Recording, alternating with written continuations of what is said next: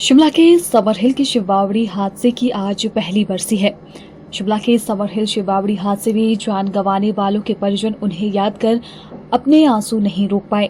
आज से ठीक एक साल पहले शिमला के समर हिल शिवबावड़ी में 20 लोग काल का ग्रास बन गए थे।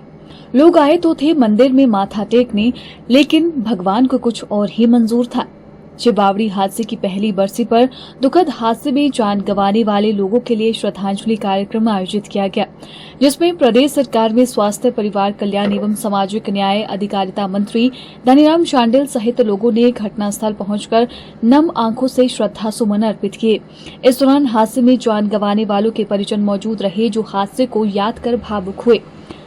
स्वास्थ्य परिवार कल्याण मंत्री धनीराम शांडिल ने कहा कि समर हिल शिवबावड़ी हादसा एक हृदय विदारक घटना है। इसमें कई लोगों ने अपनों को खो दिया, एक पूरा परिवार काल का ग्रास बन गया था और कुल 20 लोगों ने जान गंवाई थी। उन्होंने कहा कि सरकार आपदा प्रभावित परिवारों के साथ मजबूती से खड़ी है। सरकार ने बीते साल ही घर गंवाने वाले लोगों को 7 लाख रुपए की राशि दी थी। इस वर्ष भी प्राकृतिक आपदा में सरकार लोगों को हर संभव मदद पहुँचा रही है। वहीं शिमला के समर हिल शिवबावड़ी हादसे में जान गंवाने वालों के परिजन भी अपनों को याद कर भावुक हुए।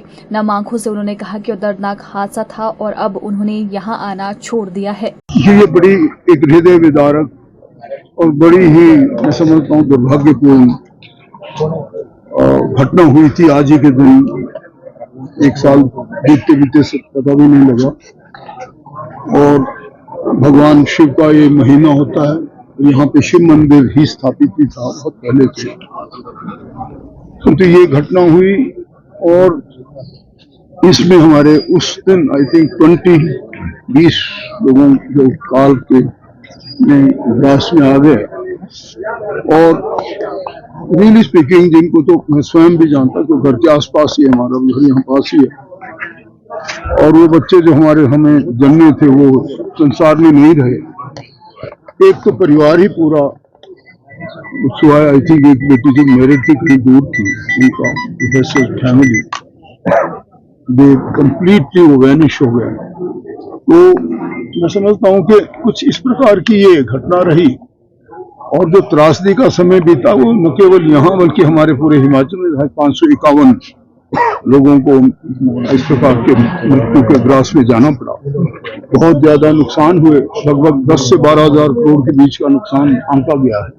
और तब से लेके देखा जाए तो लोग 5-7 महीने तक हमारे माननीय मुख्यमंत्री फ्रंट फुट पर रहे और उन्होंने न केवल उन लोगों को जिनके पूरे घर ध्वस्त हो गए थे, उनको 1,50,000 से बढ़ाकर 7 लाख रुपए उनको जिनका पूरा मकान क्षतिग्रस्त हुआ दिए।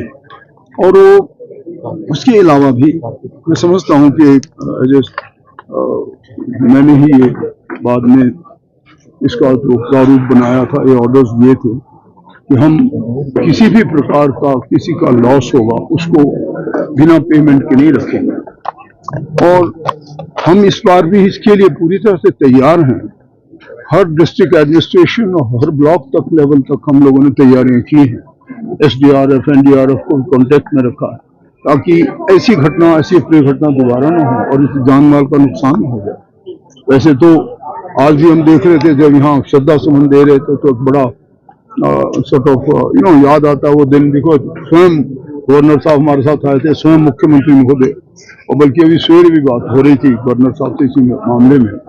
तो हमारी पूरी सरकार इस ओर बहुत अच्छी तरह से पूरे रिसोर्स के साथ प्रेरित है और तैयार है कि अगर ऐसी किसी प्रकार की अप्रिय घटना हो तो हम उसे अच्छी तरीके से देख सकें। सर 10 मीटर का दायरे क्या घटनाएं ना हो?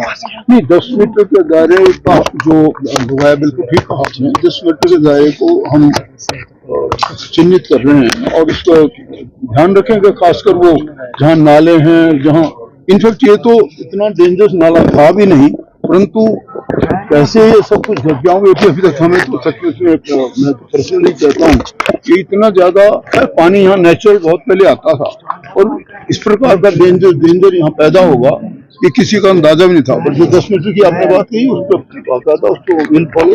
क्योंकि सर सर्वे हुए और सर्वे में ये चीज यही बिल्डिंग सर टेंडर से बाहर नहीं है, मेरे को तो ऐसा लगा उससे बाहर रखा गया है, बाहर नहीं रखा है। इसका तो मैंने तो उससे कहा था जब इसी बिल्डिंग से हुआ लास्ट ये बिल्डिंग नहीं होती तो रेस्क्यू बड़ा मुश्किल होता।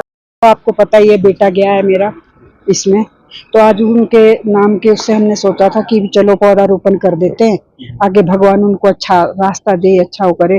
हमारी तो यही भगवान से कामना है बेटे। आप एक क्या बोल सकते हैं, अब कुछ नहीं कर सकते।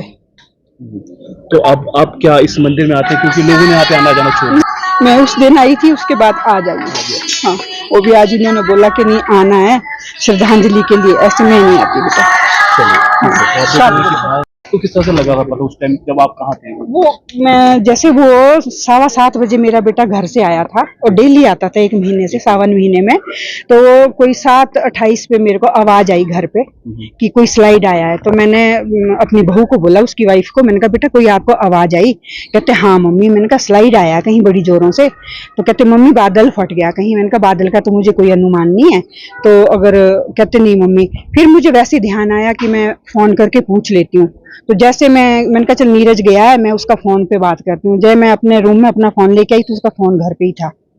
फिर उसी ने, बहू ने, यहाँ एक लड़का रहता है, उसको फोन किया कि भैया कोई परे कोई घटना तो नहीं घट गई?